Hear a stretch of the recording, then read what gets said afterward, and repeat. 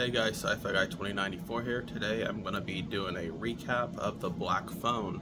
So I recently went back and watched this movie, and I have to say I really like this.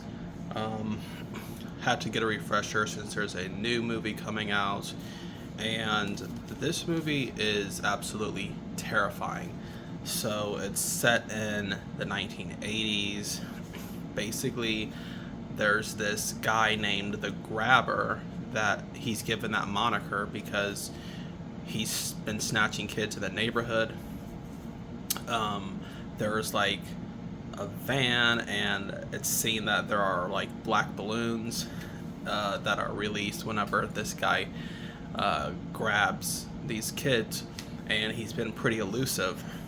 And he's in the newspaper, and they have the photographs and the names of the boys that go missing. And that's the other thing is he only takes boys, and these are all basically like preteens, teenager age kids.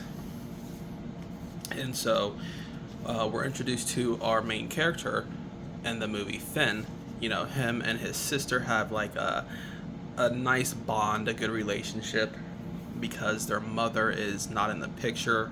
Later we find out what actually happened to the mother, but their dad is like an alcoholic, and he's beating them all the time with belts, and he is just like kind of the epitome of like the angry drunkard as a father that you don't want to be around. So that's kind of like the backstory, the little setup that they go into. And you know, it's kind of a nice little intro to like, just we're getting an idea of who these characters are,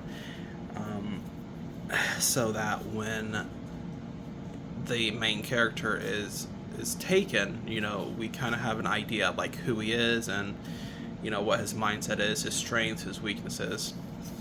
Because previously we see that he has trouble standing up for himself and fighting his own battles, and the little boxer kid tells him, you know, hey, you're gonna have to stand up for yourself one day.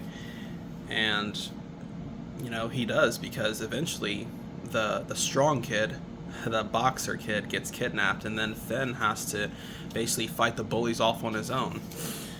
And then when Finn gets kidnapped, you know, he really does have to, you know, use his smarts and his wits, and you know, has to formulate a way to get himself free. You know, he doesn't want to die and be a victim of the Grabber. So I really like this movie. The thing I like about it is there is a small supernatural element to this film, even though it is a film about some real world things, you know, kidnapping and stalking, and you know, missing children. You know, this can hit close to home for some people who have either had kids that have been kidnapped, or you know, been a victim of it themselves. So most of the time this is a pretty realistic, scary thriller horror, but there is that little supernatural element where these children who have been kidnapped and who the Grabber eventually killed, they can communicate with him through the telephone in the basement. And I think that's like a nice aspect of this film, because although they're dead and they're gone, you know, they don't want to be forgotten. And many of them, it's been a while, and now that they're kind of ghosts, some of them don't remember who they are. A lot of times they call Finn, and Finn recognizes kind of who they are just based on small information that they give him. But it's like they forgot who they are. They don't know who they are themselves. And I really like the plot of each of the little boys helping Finn uncover different, I guess, different little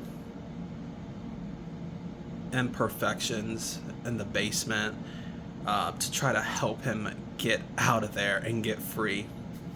Since they weren't able to get free, they want to help him get free.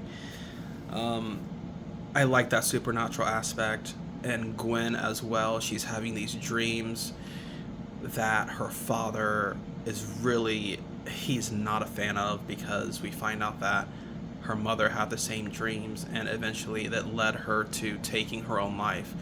So initially he is very against her paying attention to these dreams, paying them any mind. But once Finn goes missing, he realizes that, he just wants to find his son. And, Gwen may have a gift that can lead to the finding of Finn. So he eventually comes around. He becomes a better dad. So we see some character growth there. So I have to say I really liked this film. It was a great rewatch. I had actually forgotten that the house where they're being kept, I forgot that the grabber's brother was actually living upstairs, and they were basically with each other, but the brother was mapping out all the sightings where these boys looked, or where these boys went missing, and he was actually looking at the map, and he was able to deduce where the grabber most likely was, like a general area. So he was so close to figuring it out. He was a good guy, but unbeknownst to him, his brother Ethan Hawke was the grabber the whole time. He found Finn in the basement, and he realized, he knew he was hiding something, and he was going to set Finn free, but unfortunately his brother Ethan Hawke found him and put an axe through the top of his skull. Very chilling, man. And I haven't even gotten to Ethan Hawke as the villain. Very intriguing. He doesn't normally play villains. Watch the behind the scenes for this movie, because he basically said, with his face being covered, his body language and voice had to do a lot of the work, which is true, and he was truly terrifying even though you could never see his face. He seemed, of course, psychotic and very narcissistic. He killed his brother, and he's just so nonchalantly he was an idiot, but he was my idiot. So it's yeah, he kind of cared for his brother a little bit, but not really, because he killed him so that he wouldn't set the kids free and turn them into the cops. So again, psychopath. But anyway, Ethan Hawke's performance is great. If you have the digital download or the Blu-ray, check out those special features for Ethan Hawke, and how he was basically coming up with ways to speak and move so he could bring this character to life, because he couldn't display any facial expressions, so he really had to rely on body language and vocal techniques to make this guy really creepy and disturbing. So I really liked that. This was a great revisit. I would give this movie a good 8 out of 10. If you guys have not seen The Black Phone yet, you definitely need to check this out.